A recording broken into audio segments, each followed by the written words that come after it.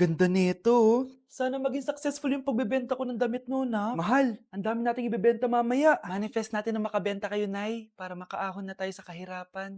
Hindi ako makapaniwalang nabili ko na yung pangarap kong tig 200,000 na relo. Wow, ang ganda niyan, Tay. Anak, tignan mo to binili sa akin ng tatay mo. Di ba ang ganda? Hala, di ba mahal yan, Nay? Mas mahal pa to sa bahay ng kapitbahay natin, no? Magbebenta ulit kami mamaya para mas marami tayong pera. Anak, binilang kita ng kotse. Gamitin mo to pag pupunta ka ng school, ha? Ha? Tay, di ko naman po kailangan ng kotse. Kaya ko naman po mag-commute. Gumastos pa tuloy kayo. Dami mo naman sinasabi, anak. Sige na, puntahan mo na sa labas. Wow! May sarili na akong sasakyan. Wow, ang ganda naman ng bagong kotse mo, Scarlett. Ah, salamat po. Hindi ka ba nagtataka, Scarlett, kung bakit ang bilis niyo yumaman? Galing yun sa pagbebenta ng damit nila nanay. Ang dami na nga nilang mamahaling gamit ngayon eh. Sure ka ba? Na damit lang ang tinitinda nila? Nay, bumabagabag talaga sa isip ko kung bakit ang bilis nating yumaman. Ano ba talaga binibenta niyo ni tatay? Ano ka ba, anak? Malaki talaga ang kita sa pagbebenta ng damit. Pero nay, wala nang pero-pero. Hindi ka ba masaya, anak? Na mayaman na tayo? Na nabibili natin lahat ng gusto natin? Sige na, mag-aayos pa ako ng benta ko. Mahal, nakauwi ka na ba?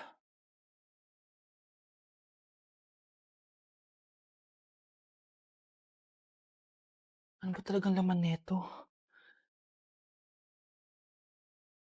Nagbebenta sila ng laman loob ng tao. Wow, sobrang ganda, mahal. Buti naman nagustuhan mo, mahal. Nga pala, kinuha ko na yung laman loob ng kapitbahay natin. Si Rosa? Malaking pera na naman to. Mahal, hindi dapat malaman ni Scarlett to, ha? Ano yun? Nasaan yung ledger? Nandito lang yung kanina. Ba't mo winala yung ledger, mahal? Nandun lahat ng mga sikreto natin. Sinong tao dyan? Dok, bakit ka meron neto, ha? Bakit may picture ka ng nawawala akong anak? Hindi mo ba talaga ako naaalala? Hindi. Sabihin mo sa akin, buhay pa ba ang anak ko? Umalis ka na. Marami pa akong gagawin. Buhay pa ba ang anak ko? Oo! Buhay na buhay ako! Ako ang anak mo na iniwan mo sa palengke dati! Nagtataka ka? Isa na akong trans ngayon. Alam mo, buti na lang may mabait at mayamang pamilyang kumukup sa akin. Kaya maganda yung naging buhay ko. Tignan mo, naging doktor pa ako. Kaya salamat sa'yo at iniwan mo ko. Anak, hinanap kita.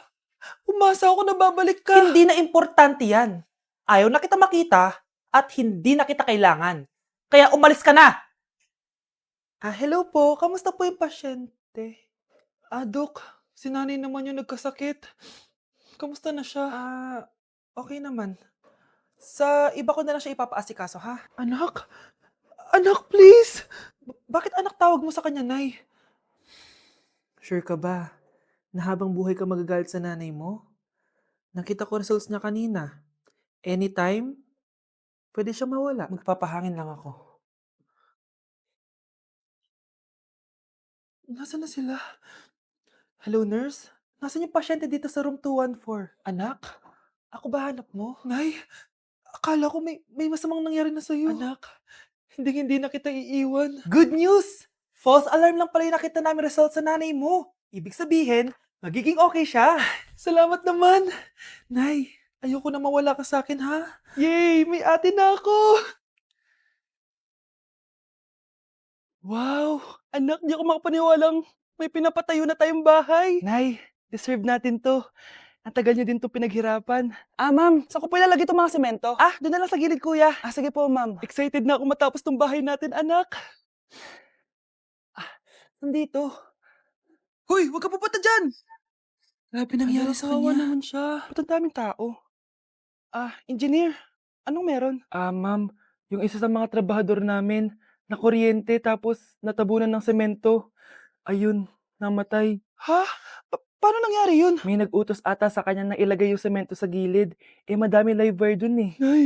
Ang problema, ma'am, kung tatanggalin pa namin yung katawan niya sa ilalim ng semento, baka hindi agad matapos tong bahay niyo. Hindi pwedeng hindi matapos agad tong bahay na to. Di bale, babayaran ko na lang yung pamilya nung namatay. Nay, sigurado ka ba? Sige po, ma'am. Sige na, ituloy niyo na yan. Congrats po, ma'am. Natapos din yung bahay nyo. Ang ganda, di ba? Wow, ang ganda. Maraming salamat, engineer. Una na po ako, ma'am. Anak, tara pasok na tayo. Wow, ang ganda ng loob.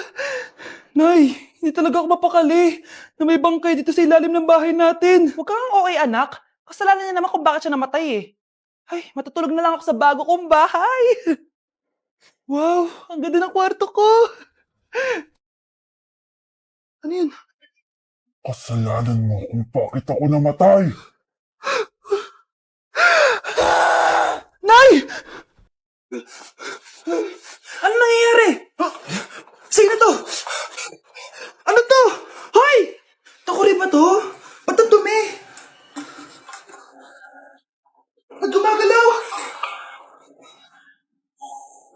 Ako, si Beanie the Genie. Hala, totoo pala yung mga genie. Akala ko sa TV lang sila. May 3 kang wish. Gamitin mo to ng maayos. May wish ako?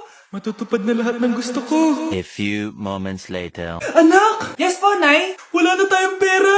Wala na din tayong makain. Ha? Di ko na alam gagawin ko. Wait lang, Nay.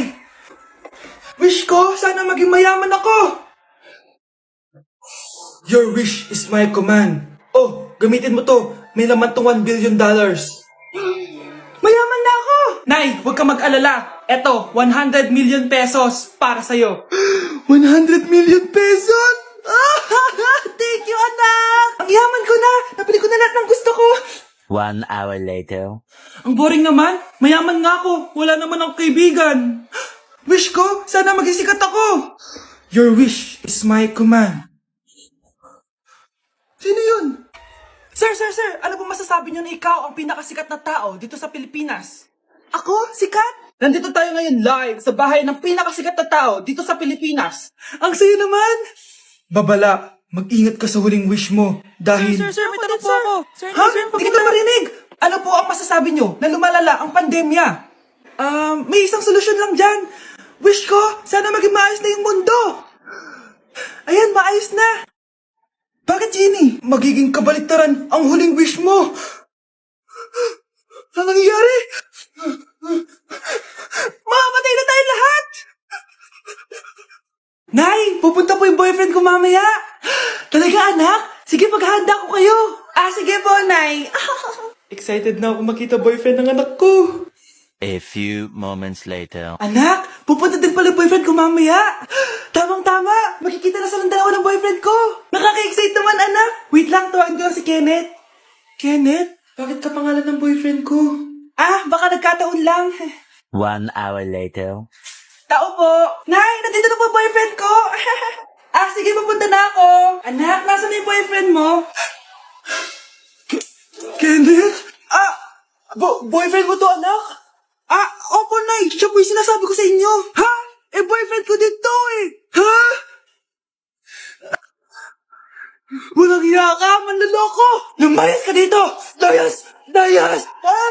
Teka lang. Bakit? May kakambal ako. Siya yung boyfriend mo, tita. Parehas Kenneth yung pangalan namin. Yun naman pala, Nay eh. Sorry. Hoy, bata ka. Tanghali na oh. Matulog ka na. Para naman lumaki ka. Sige po, Nay. Tulog ka. A few moments later.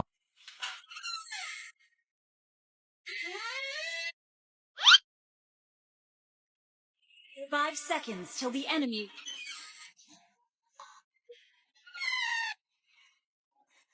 Bilis na. Wala na si Mama. Bilis, mid. Habulin mo ako sa mid. Bilis, mid. Mid. Yes, panalo. Sinasabi ko na eh. Hoy, ikaw bata ka. Kung natutulog ka pa ha? Nagsiselfon ka lang dyan? Kanina pa po ako natutulog dito, Nay. Ano akala mo sa akin? May isahan mo ako? May mga CCTV camera dyan. CCTV? Titignan po.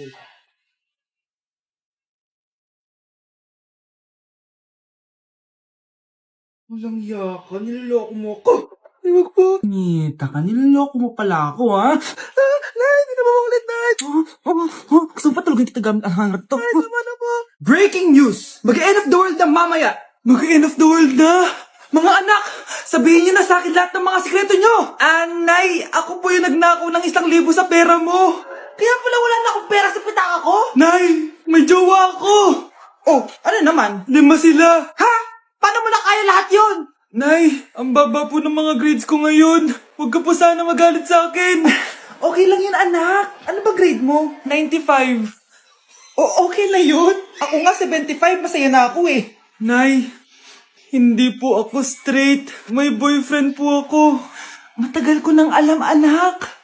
Tanggap kita. Thank you, Nay. A few moments later. Mare, mag-end of the world na pala. Oo nga, Mare. Nakakatakot. May kailangan kang malaman, Mare. Ha? Ano yun? Ako yung kabit ng asawa mo. Ha? Walang iya ka. Salamat ka, mamamatay na tayo. Kaya pinapatawad na kita. Breaking news. Fake news lang pala ang end of the world. Yun lang. Salamat, fake news lang. Darling, kamusta kayo? Bakit, darling? Manluloko ka! Akala mo di ko alam na kabit mo yung kapbahay natin! Lumayas ka dito! Patawarin mo ako, darling! At least hindi tayo mamamatay! Dahil ako papatay sa'yo!